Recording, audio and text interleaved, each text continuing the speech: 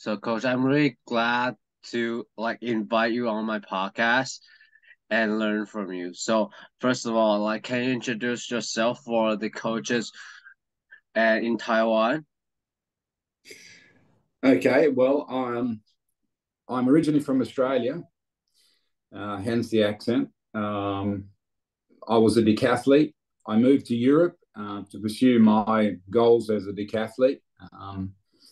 Unfortunately, I had an enormous amount of injuries, and my own career wasn't quite what it wanted to be, or what I wanted it to be.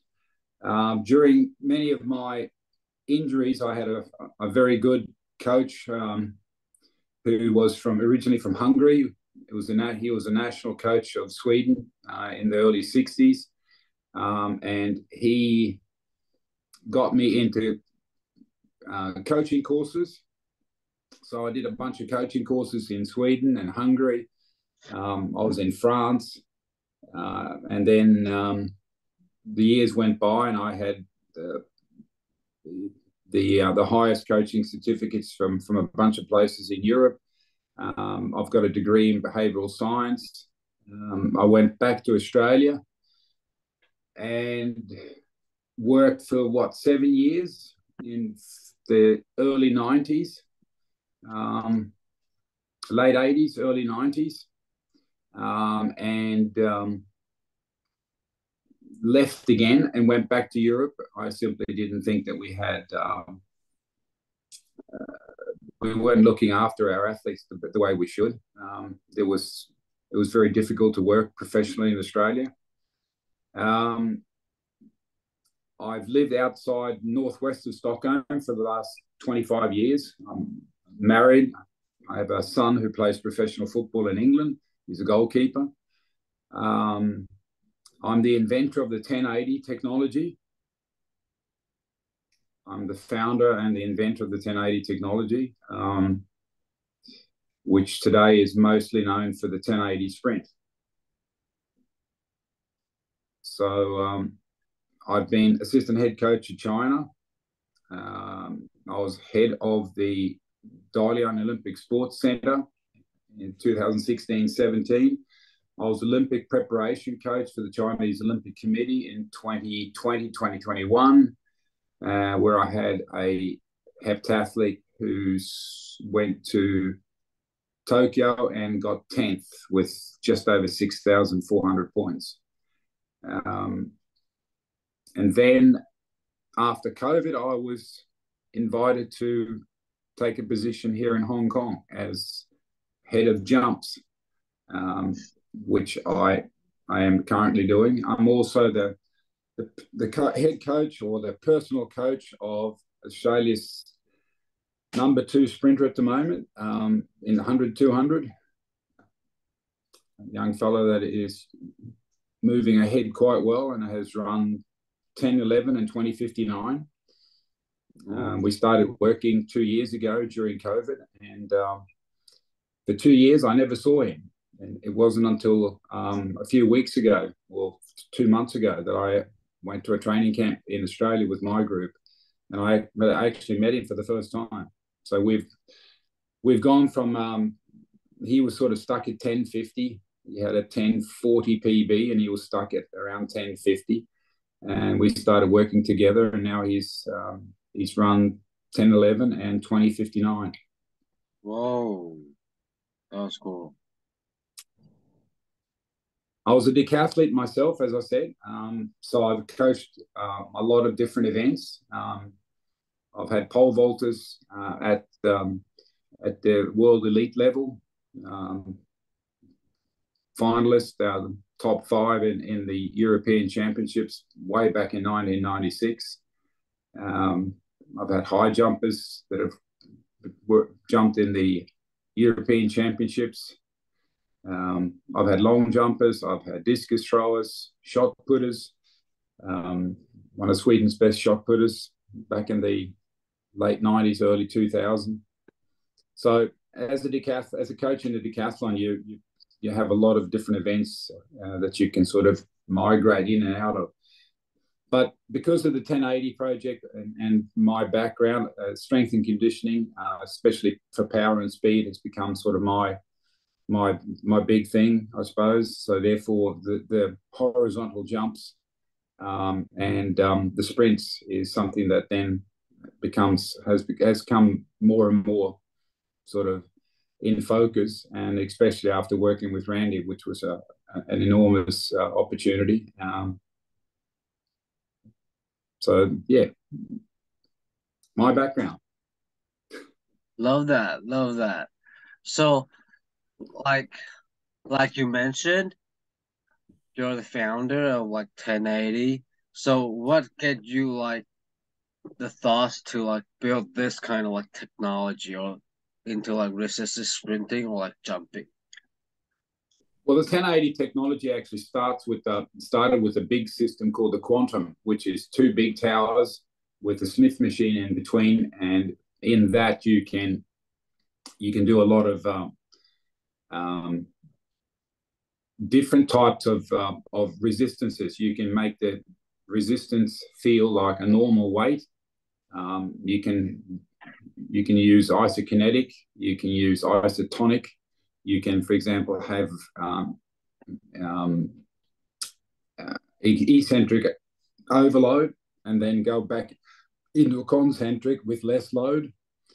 The reason why I built the 1080 Quantum was because in Sweden there had been a project which was called Brakeman in English, and it was just a machine that lowered extremely heavy weights in the eccentric phase, and it was predominantly used by Swedish ice hockey players in the Stockholm region. And a lot of the data that came out of that was extremely interesting.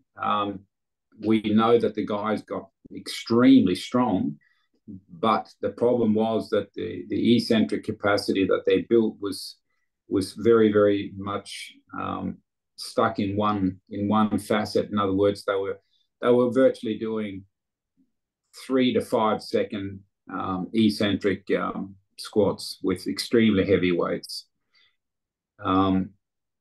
So I figured out, or not just me, but that when we bound, for example, and when we run, because of technology, we now know how long people are in the ground for. If they're long jumping, how long are they in the board? If they're a world-class long jumper, how long is the ground contact time for a sprinter? How long is the ground contact for a high jumper? And every event has, and every sport has its given amount of ground contact time where you produce force.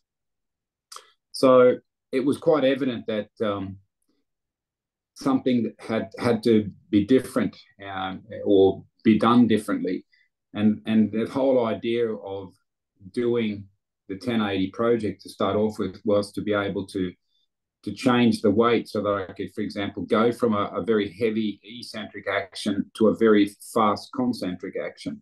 And the big problem which took a while to do was that there is a professor in physiology from Italy called Carmelo Bosco, who was a pioneer in looking at eccentric training, and his manual is probably still one of my favorite pieces. It's still very, very relevant. There hasn't been much done that surpasses what he did and his thoughts.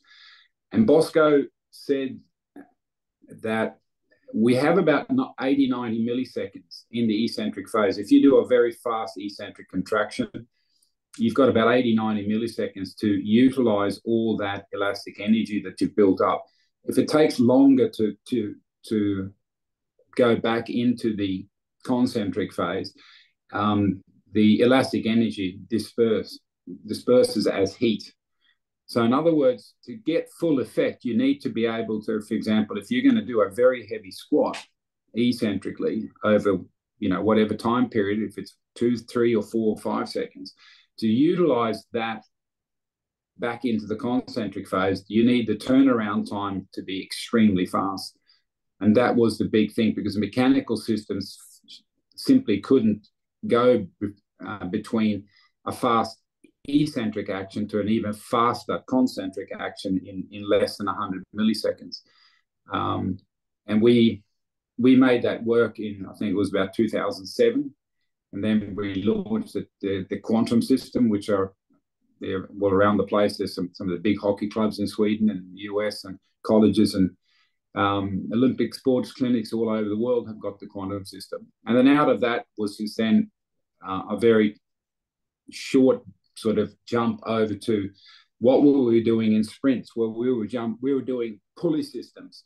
The problem with pulley systems is that it depends on how much the puller is running. So if he runs a little bit faster, you're going to get pulled a little bit quicker. If he runs a little bit slower, you're going to be pulled a little. So the difference between, let's say you do 6 assisted runs one day, they can be vastly different.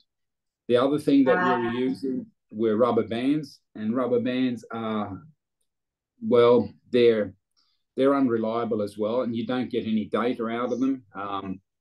They're probably, I don't know, maybe they're about the same level as a pulley system in my view. Then we had, for a while, we were using parachutes. The problem with parachutes were that you needed perfect wind to be able to use them, or especially if you're going to try to do anything when it came to resisted work, you needed to have the wind coming straight at you. If the wind came a little bit from the side, the chute would flap around, and sometimes it folded together, and it was just a mess. And so it usually, what happened was we'd probably do a few runs, and then we'd just throw the thing in the cupboard, and, in the storeroom, and just swear a bit.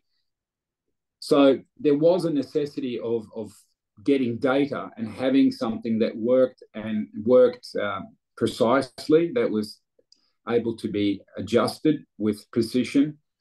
And of course, the 1080 Quantum had all those attributes. So all we needed to do was just scale things down, get a drum that could house about 90 meters of cord. And then we use the same software to be able to do what we call assisted resisted technology.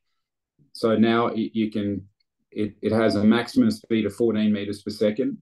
It has a capacity of about 30 kilos, and that doesn't sound like a great deal for a lot of people who maybe are pushing sleds or pulling sleds, but I can tell you 30 kilos that are active in the 1080 Quantum is a very, very heavy weight. So you can slow somebody down quite considerably, more than what you should slow them down, for example, in the acceleration phase. It has a lot of features, for example, that you can, just like when you start out of the blocks, you've got to overcome inertia. And then as you accelerate, the inertia, of course, drops. So you can, for example, set the load at start at, let's say, 15 kilos. And then you set a velocity, let's say 5 meters per second. When you hit that, I want the resistance at 3 kilos. So it will ramp from 15 kilos down to 3 kilos over the course of only 4 or 5 steps, to mirror what exactly is happening at the start. So you can overload the start and the first few steps when you've got those big angles that you're able to push at, and it forces athletes to push. So we use the 1080, for example, to get athletes in the right position. One of your questions that you asked about angles of acceleration, and this is one of the key features of the 1080 sprint, is that we can dial in a resistance, and that way we can sort of hit the sweet spot when the athlete is, if there's too much happening in the rear wheel, then we can dial in enough resistance. So if the athlete doesn't get into the correct position, they virtually fall flat on their face. So it forces them to get into the right positions, so that they have correct shin angles, for example, which is the critical part of coming out of the blocks is having correct shin angles. So if the shin angles are wrong, and if there's too much going on as far as the heel coming up way too much in the back, then it takes too long for the foot to come forward, and therefore by the time you get there with this resistance, you will virtually fall flat on your face.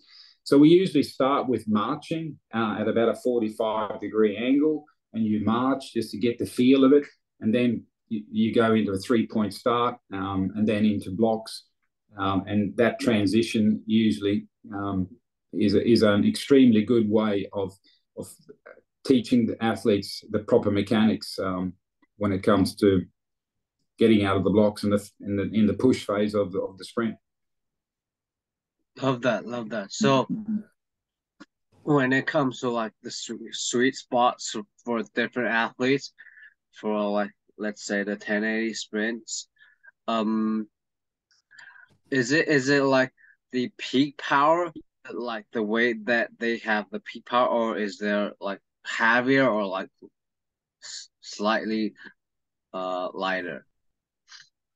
Well, we normally, the way Randy and I and a couple of other guys, Rayner in Florida, the way we normally work the 1080 is we don't look at sort of peak power per se. We look at time. So, for example, if you look at the acceleration phase, you can slow the acceleration phase down about 20%.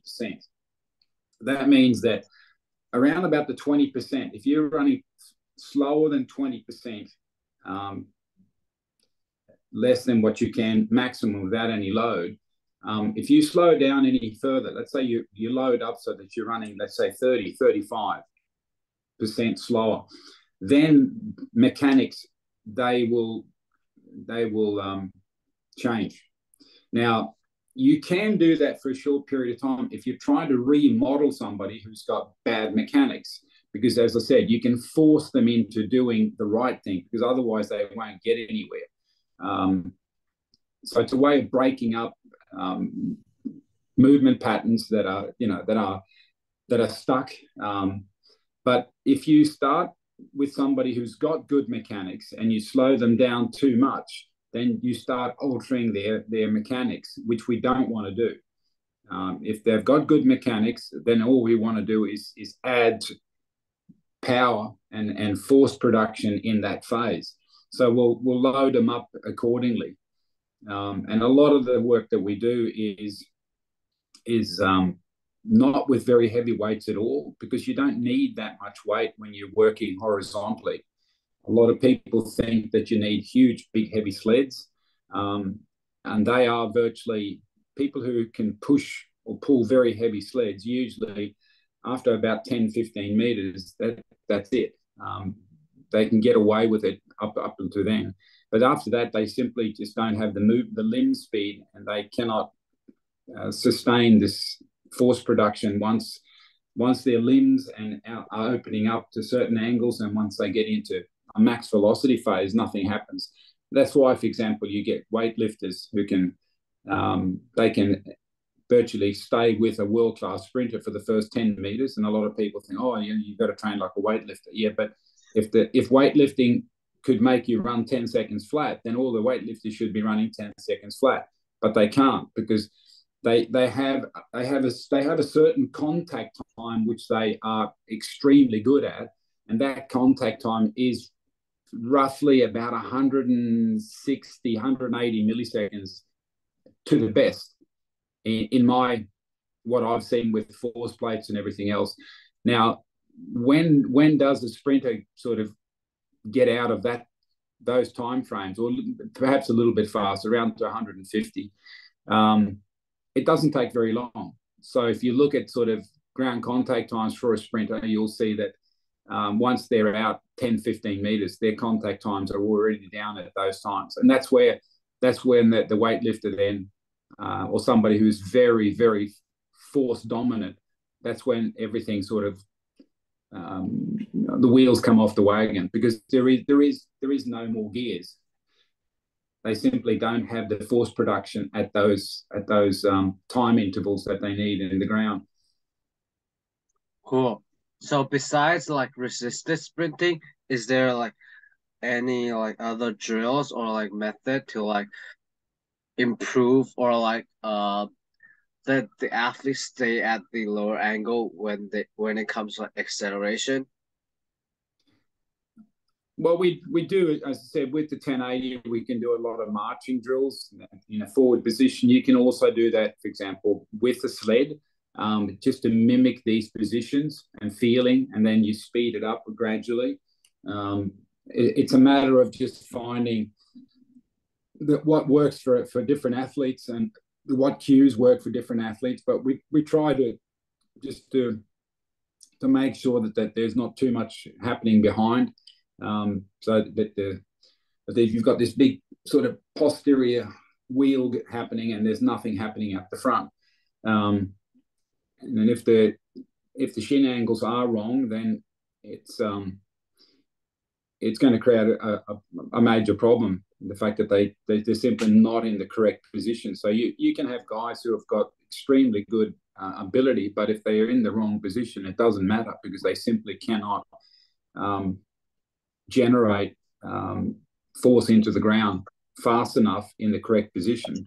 So they'll either fall flat on their face and their butt comes out and they're sort of virtually running head down, or they'll just pop straight up.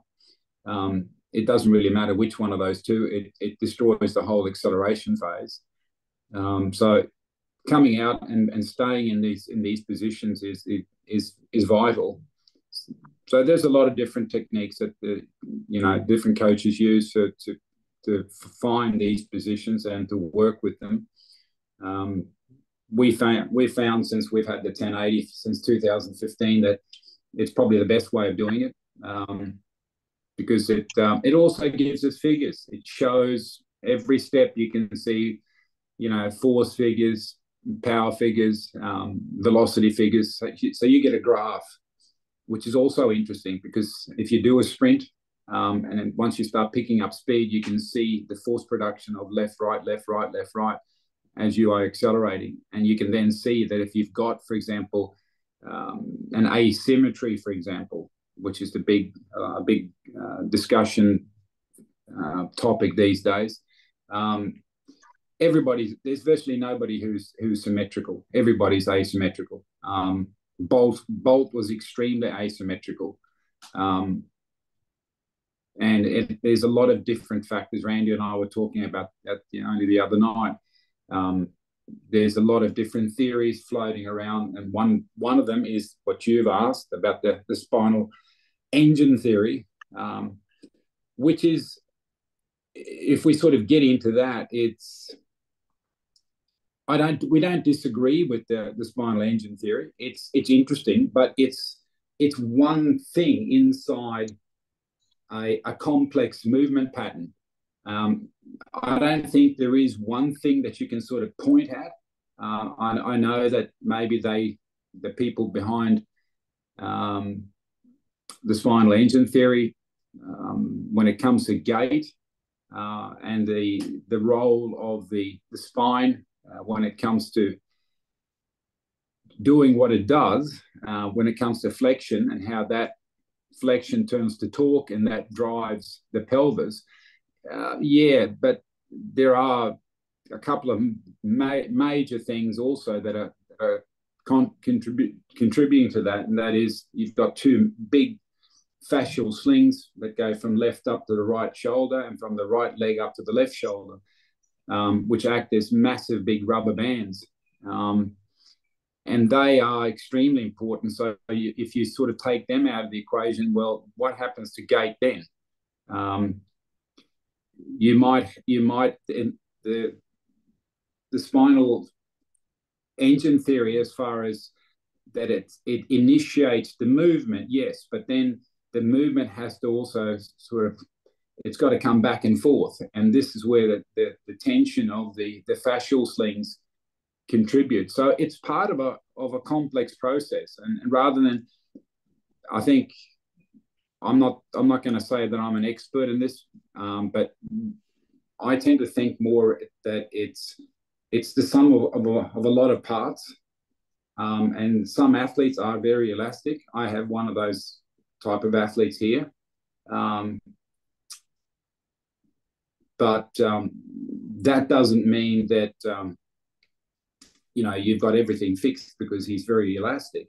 You've got to be able to still generate power.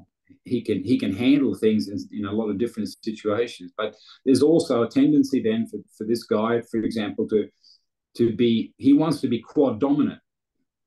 He wants to sort of feel and get this tension built up in his quad, and then he wants to use this elasticity. The problem with that is that takes time.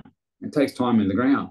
So what he's actually, the feel he has in this case, this is a high jumper. Now, what he then perceives as having feel in the ground for a long period of time, because he wants to feel this loading of his right side, is actually working to the detriment because he's in the ground for too long. So biomechanically, he gets into bad positions because he's trying to load things because he's so elastic. So he wants to feel this elasticity rather than just allowing it to pop off the ground. So there are pros and cons, and you've sort of got to look at each athlete and see where are the leaks? What can I fix? What shouldn't I fix? I think that's one of the big things that's sort of prevalent today, is that a lot of people jump straight into fixing people. But if you've got somebody, for example, Ralf Mann, for example, has looked at Bolt and so forth. And I think Ralf is probably, if not the world's best biomechanics expert, and there aren't too many around at that level. And, Bolt is very asymmetrical, extremely, but he holds both world records. So obviously, with a big asymmetrical difference between right and left side when he runs, and the way he uses, if you want to talk about the spinal engine theory, you can see that he loads I think it's his right side that he loads predominantly. But the guy ran 9:58 and 1909. So obviously you can run very, very fast when you are asymmetrical. So the question then beckons, let's say we went in and fixed Bolt, would he run the same times? I'm not so sure that'd be the case, because now all of a sudden you're going to mess up all the timing, all the rhythm that he actually runs with by fixing him. So is he going to run the same times? I'm not so sure. I think the human body is so incredibly good at adapting to what it has, and it finds ways of fixing asymmetry on its own. And obviously, in cases where we look at Bolt, then you can run faster than any human has ever done. So it does pose a few questions, and there's been so little research really to pull somebody apart at the level of Bolt and really sort of let's do a complete study and try to see what are the differences, what would be the differences, what would happen, because it's a very complex question to ask.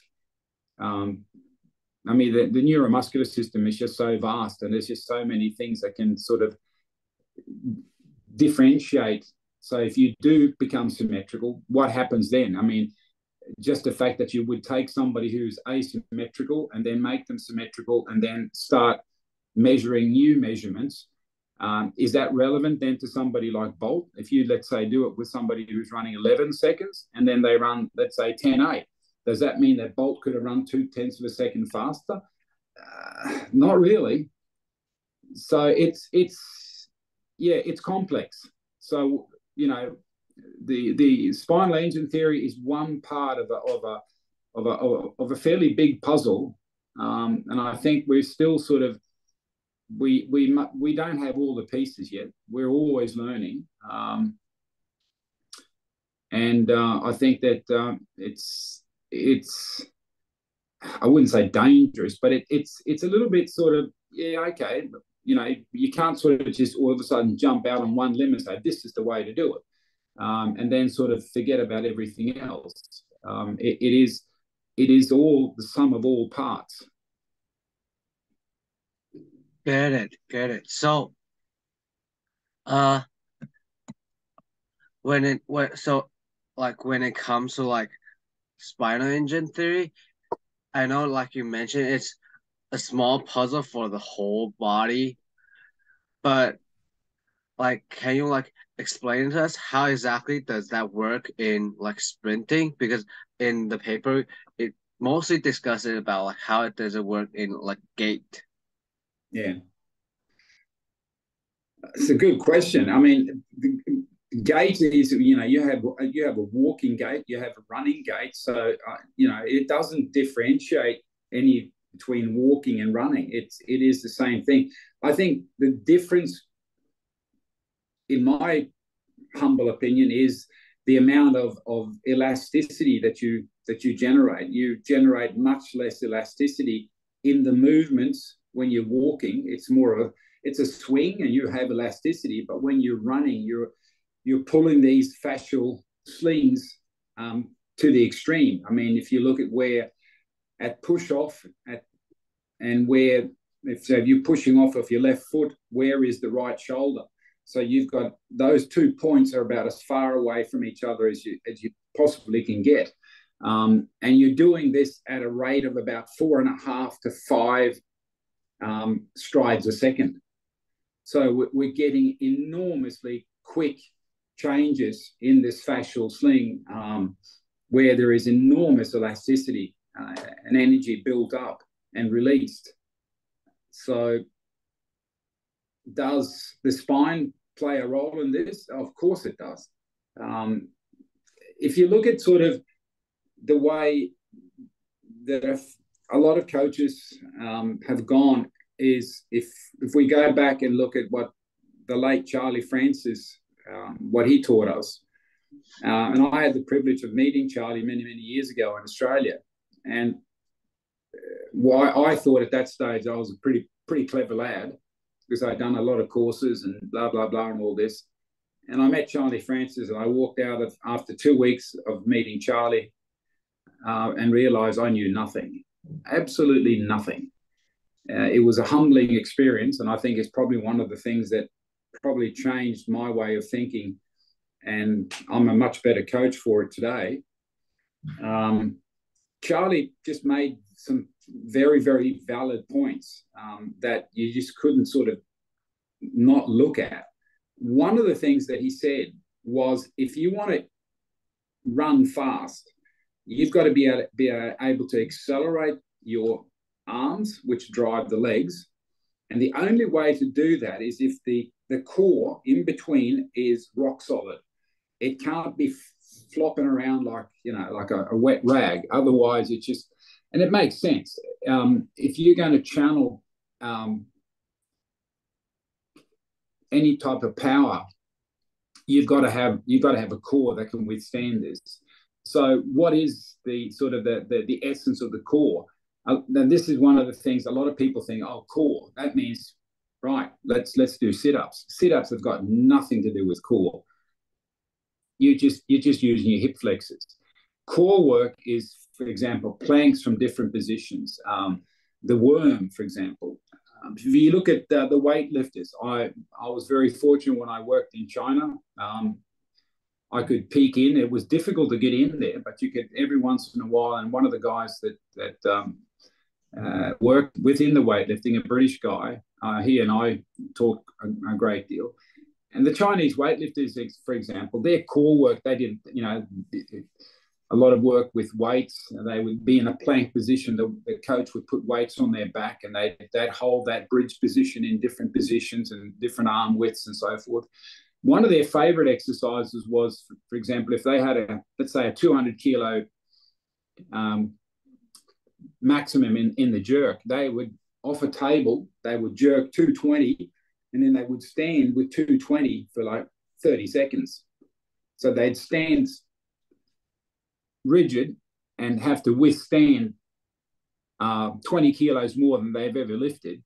Now, that is pure core work, because the core's got to stabilize in this case isometrically, but that is the best core exercise for weightlifters, is actually having a weight over your head.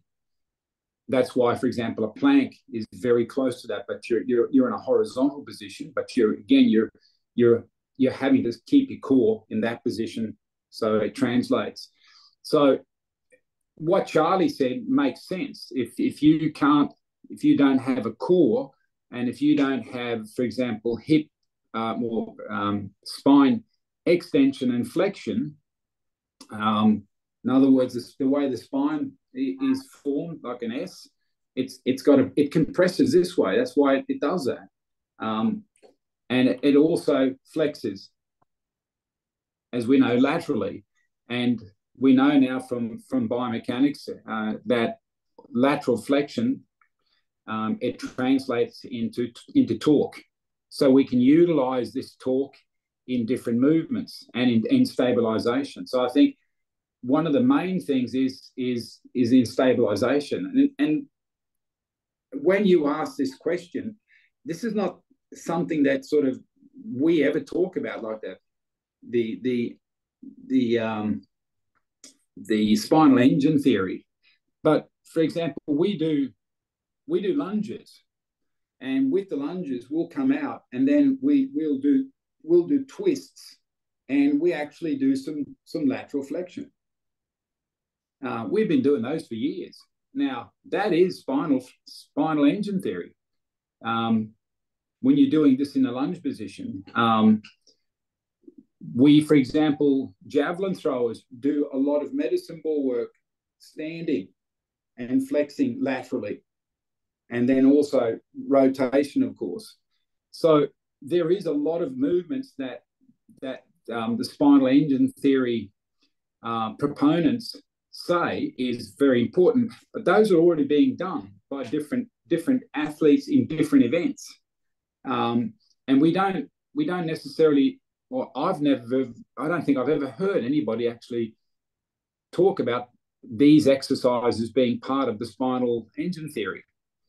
It's just a way for us of looking at movements, and if we want athletes to be able to handle rotational movements, well, then we've got to do something in training to combat if they're rotating too much in the long jump at takeoff, if they're rotating too much and can't withstand these forces in the high jump. Well, then we've got to strengthen those positions with different types of exercises. And this is the puzzle again. And then, we come up with exercises. And I think that if you look at it, there's quite a few exercises that sort of get into that. I have one of my favorite exercises is getting a normal Olympic-sized weight that's sitting on a bar, and you stand and you lean over, so you're at 90-degree angle, so your hands are then straight ahead, and you turn the weight on the bar. So it's like driving a car, but you're standing in that position, and it rotates. So it's a rotational exercise, and it's a stabilizer. So there are multitudes of exercises that, when I received your thoughts here before our chat this morning, that I started thinking, well, hang on, okay, well, that's interesting. Spinal engine theory is this, and then I immediately saw a bunch of exercises that actually sort of are doing those things, but I've never heard any coach ever speak about the spinal engine theory. So it's interesting. So I think it's part of a process, and I think we need to do a lot more research before we can sort of say, well, this is the guy that drives everything. I think he's definitely in the bus. Is he necessarily the engine, or is it maybe a wheel or part of the chassis? Yeah, good question. But it's definitely part of the bus. There's no doubt about that. Appreciate that, man. I know I put you in a hard position to answer that question. I'm sorry about that. No, that's fine. It's interesting getting sort of hit from that from that angle, because it's not something that, you know, sort of said. I can't remember ever anybody ever asking me, you know, what's your take on the spinal engine theory? Like, spinal what? Sorry about that. So No. I'm gonna jump in. Next topic is about like when sprinting, like during sprinting, it's very high speed movement. So how exactly do we like maintain the, or like to control the body to not like wig-wag or like zigzag a lot, and like how to train the motor control? Well, I think the big difference, I think, is the way that we approach sprinting these days. If you look traditionally or historically, and in some parts of the world, and some people still use this model, there are different ways of getting at it. You've got a long to short approach, and you've got a short to long approach. Now, which proponent am I? Well, without a doubt, the short to long. And this is probably the thing that Charlie really sort of drove home, because my group at that stage, I had a group of young pole vaulters. They were probably the best in Australia in their age group, 13, 14, 15. And we were doing flying sprints, as it happened when Charlie came down to watch us train one day. And the first thing he did was he walked over and picked up one of the cone that measured the end of the 30 meters, and then he walked back and he put it at about 10, 12 meters. And he said, here, this is what you should be doing. And I sort of looked at him and said, okay, tell me why. He said, well, there's none of these athletes that can actually hold their form from more than about 10, 12 meters.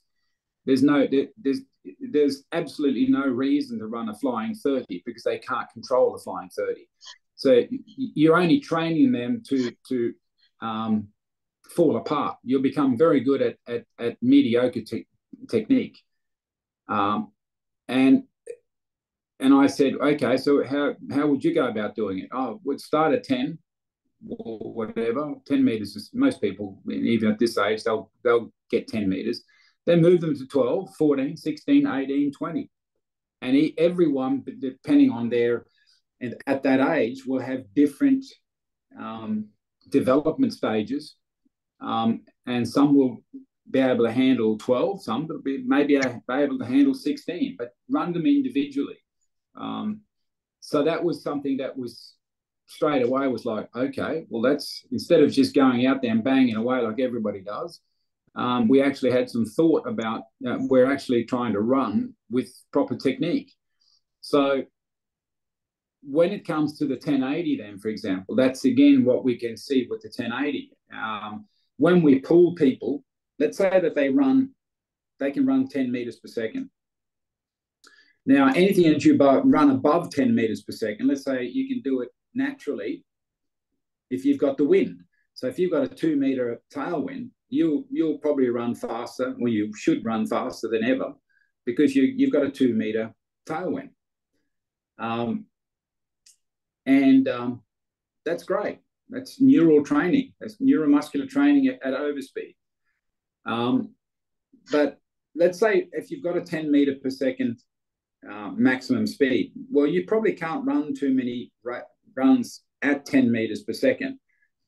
So what we can then do is we can help you. So let's say, for argument's sake, you can run 3, and we'll say you're going to run 3, 20, 20. In other words, accelerate 20 and run 20. And you can, let's say, you can run 3 of those at the moment without falling apart. Okay. But if I pull you at 10 meters per second, that means that you're going to get you're going to get some help in the acceleration phase. So you won't need to run 100% to attain 100% speed. So in other words, you'll have a little bit more left and you can relax because I'm helping you get to 10 meters per second, but not faster. That's assisted speed. That's assisted speed. So now I can run more runs at your maximum velocity. So let's say, for example, if you're doing flying 30s, and you might be able to do, let's say, 4 flying 30s. Then you could probably do 6 flying 30s or 7 flying 30s, or, if you're running a 20 plus 10 or 15, 15 or something like that. So you'll be able to run more runs at that velocity, which then translates to more training of the neuromuscular system at max velocity. Then you've got the other side of the coin, and that is overspeed, which means now I'm going to pull you faster than you have ever run before. And then I would start at 10, maybe 10.2, then 10.3, 10.4, 10.5. And then all of a sudden we can see, boom. Because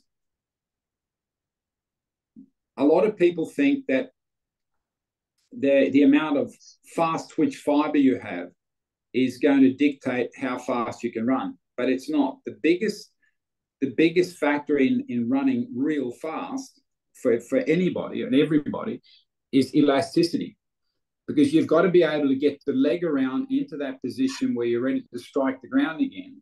Now, if your elasticity and if your technique is that you've got a lot of movement happening behind you, then it's going to take a long time then for the leg or the foot to come in that position again where it's ready to strike the ground.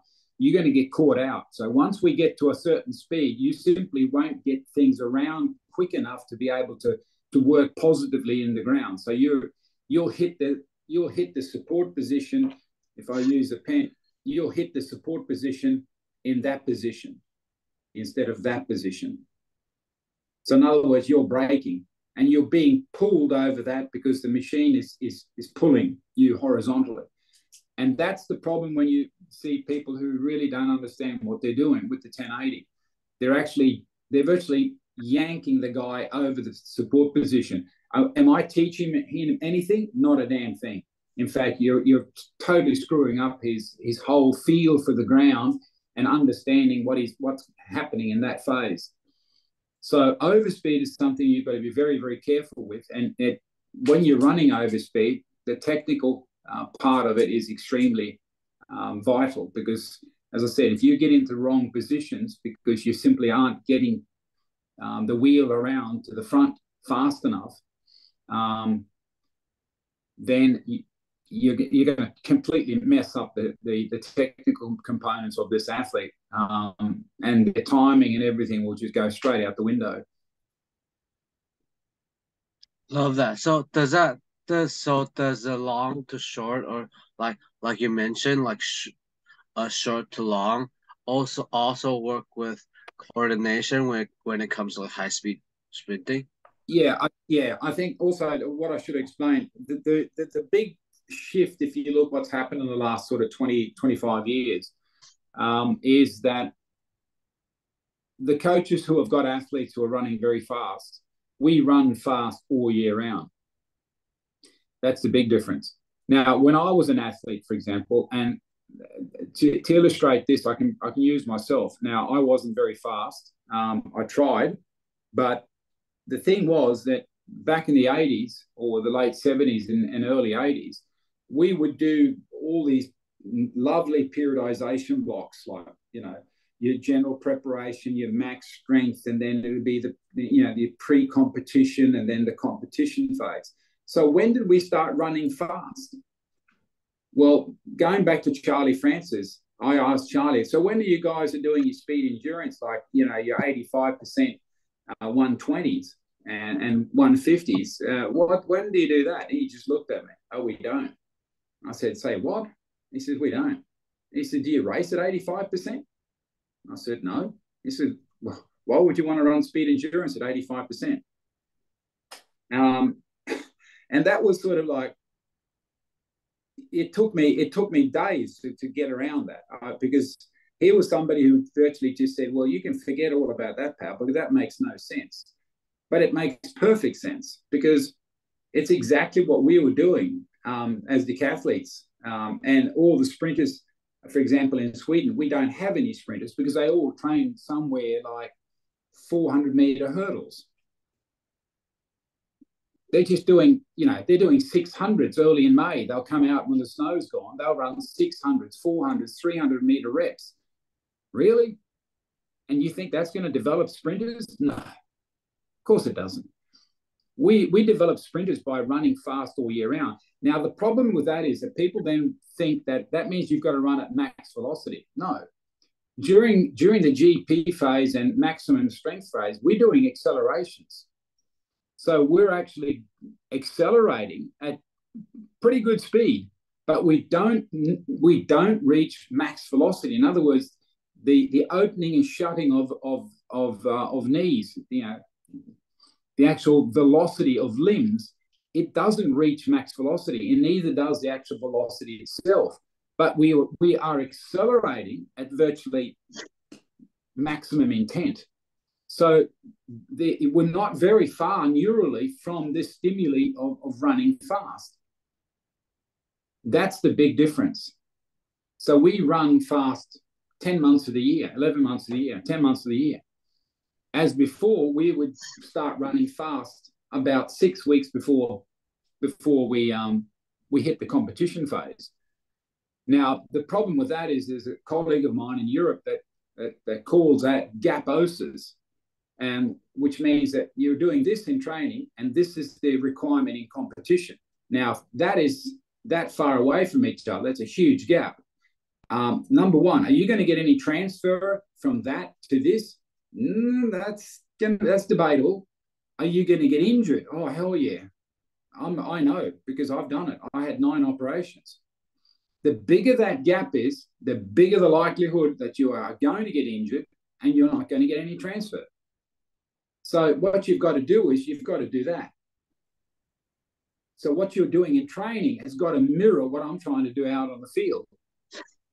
So to answer that question, I and several others that I work with and always discuss things, we don't necessarily follow what you would call classical periodization. We work on a little bit different way of doing things. I, for example, work with what I call accumulation intensification. So I do 2 weeks of accumulation, 1 week of recovery, 2 weeks of intensification, 1 week of recovery. So that means a block for me is 6 weeks. Randy, for example, works three weeks and then has a 3-1.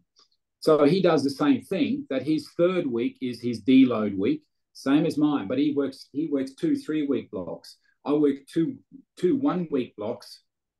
The reason why I've done that is because, again, I came from a decathlon background where you've got 10 events and the loading on the athletes is extreme. So we wanted to make sure that we got enough recovery so then the next phase we could lift things up, intensify, and they would be recovered.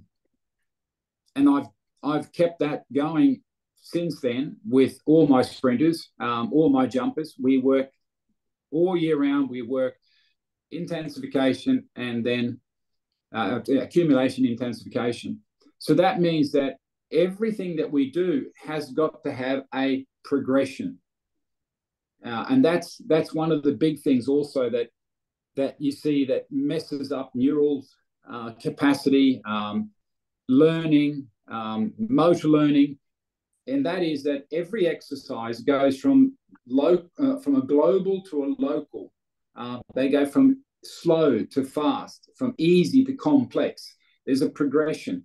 Now, what usually happens, and unfortunately, I've done a lot of lecturing the last few years when COVID was around with long-term athletic development projects. I worked in a couple of projects with Professor Rick Howard from Western University.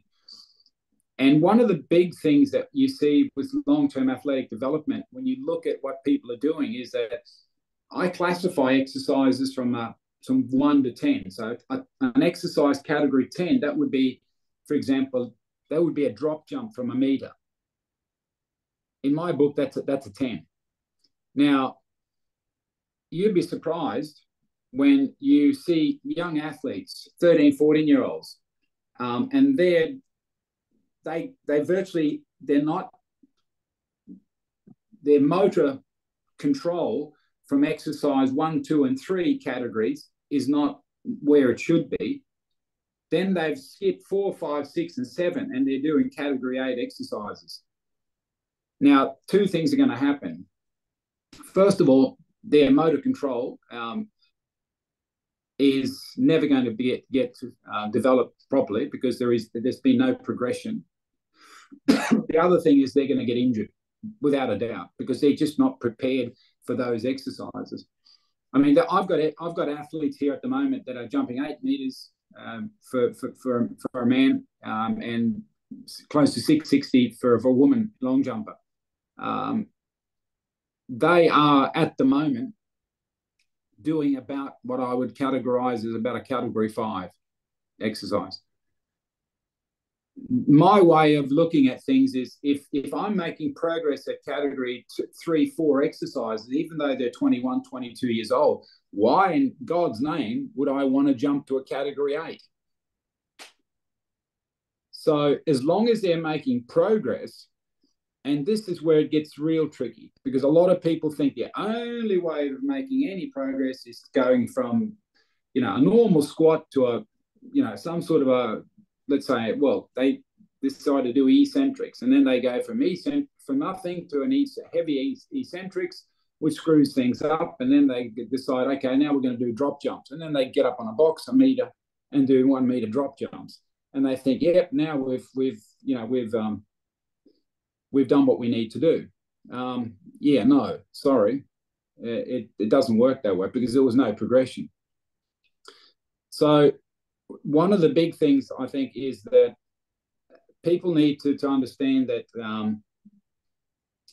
there has to be a progression within the cycle. So, for example, if we're doing in the GP phase, we might do cleans from the floor. I'll take this as an example. In the intensification period in that GP block, that will become a hang clean. What happens then is I've shortened the distance that I can pull the bar. So something's got to happen to get that bar up. And that is the magic word. A stands for acceleration. Now, everybody has got this idea that power is the king of metrics. It's not. There are two extremely important definitions. The first is power, and that's force times velocity. The other one is force, and force equals mass times acceleration. So in other words, force is nothing without acceleration. Now, when you talk to people about, they want to get stronger and faster and everything, they talk about the force velocity profiling. And what is the essence of force velocity profiling? Well, the main thing is you want to move it from the right to the left. In other words, you want to be able to create more power or the same amount of power, but you want to be able to do it quicker. Now, if you think about it, what will happen if you move, let's say you've done a 3,000 watt squat with X amount of weight. Now, if you move that curve to the left, what happens to the acceleration curve? It increases. So acceleration is the king of metrics. It's not power, because I can pull so many people out of the box that have increased power, and everybody's jumping around, high five, yeah. Then I come along with my muscle lab and I show them, no, sorry, because it took you longer to get there. So in other words, what they've done is they've moved everything to the right. So they are producing more power, but it's taking longer to get there. Now, if your event happens to coincide that you've moved it to the right, well, great. But if you're a sprinter or a jumper or maybe some other event or in sport, and you happen to be getting big numbers over here, but if your event in sport dictates that I'm going to have numbers over here, well, I'm sorry, but you've just wasted 6 months or whatever amount of work you've done in the gym, because you'll get no transfer to that from here to there. It works from there to there, but it doesn't work from there to there. Love that. So the sprinting is complex. So you've got to understand, I'm in the ground about 85 milliseconds, 80 milliseconds if I'm running under 10 seconds. So to do a big squat and get huge amounts of numbers out of that, and it looks great, yeah, fantastic. But is that going to help me to be able to produce massive amounts of force at, say, if for example, I'll do a box squat with my sprinter. So he'll do a box squat, which is about 120 degrees, and he's lifting 2.5 times body weight, and he's moving it as fast as he can, which means in this case it's well over 200 kilos. But that takes him 360 milliseconds before he reaches peak velocity. So peak velocity, what I'm measuring, time to peak velocity, is how quick it takes him to get things to happen. So time to peak velocity is the same as ground contact time in my work.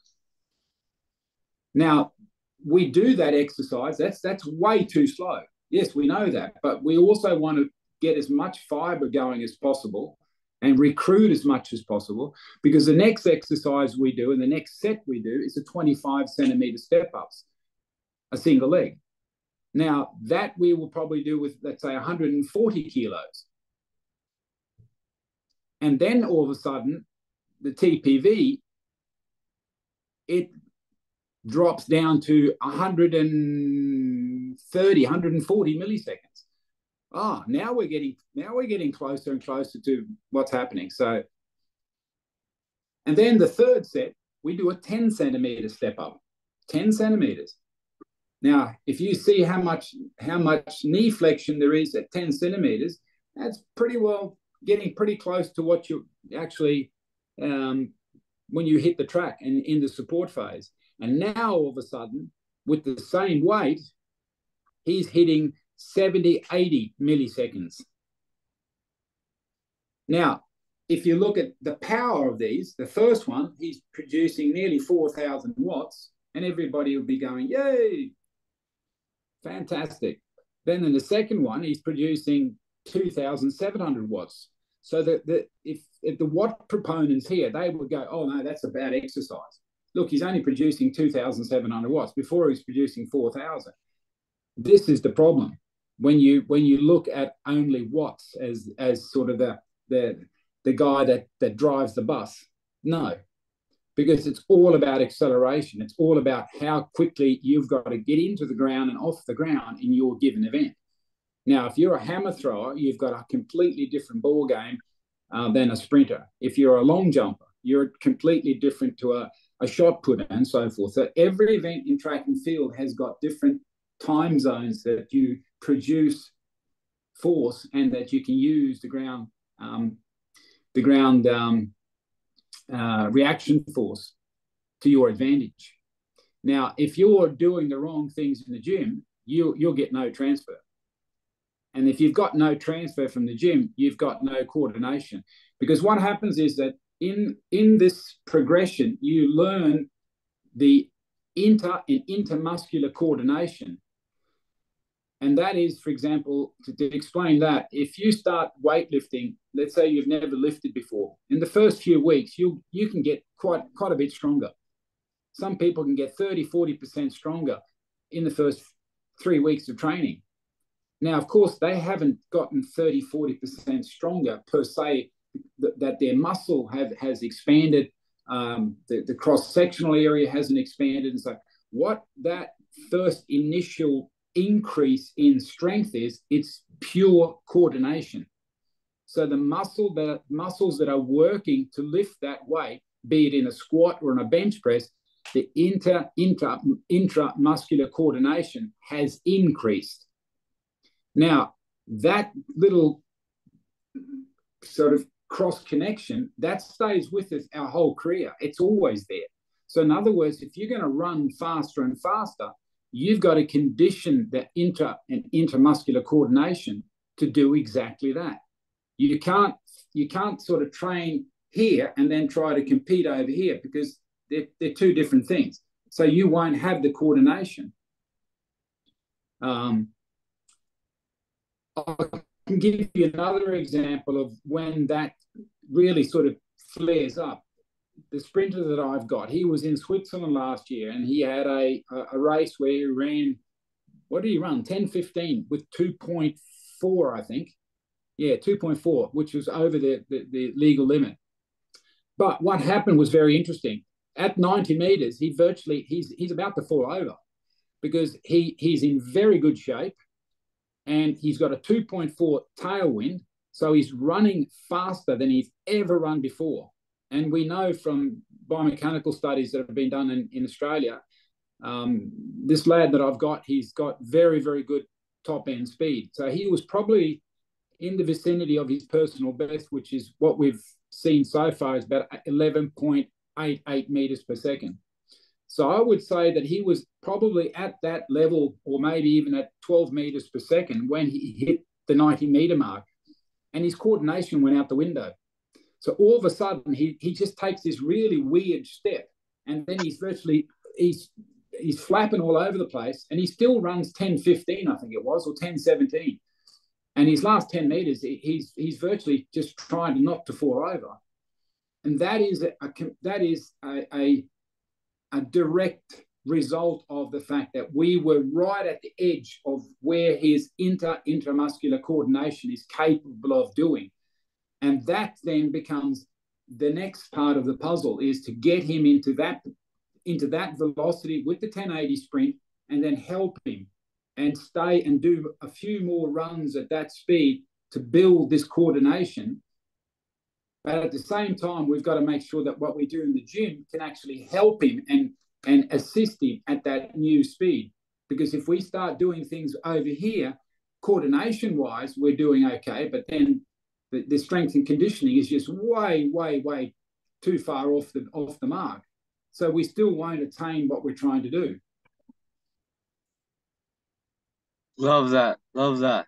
Appreciate it, man.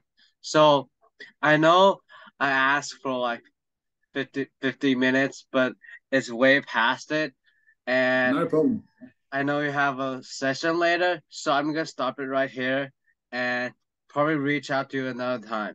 So if there are coaches and therapists are interested in what we are talking about today, where can they reach out to you? I've got an Instagram. It's called Tailwind Squad on Instagram. So just drop me a line there, and I'm happy to answer anybody's questions. Appreciate it.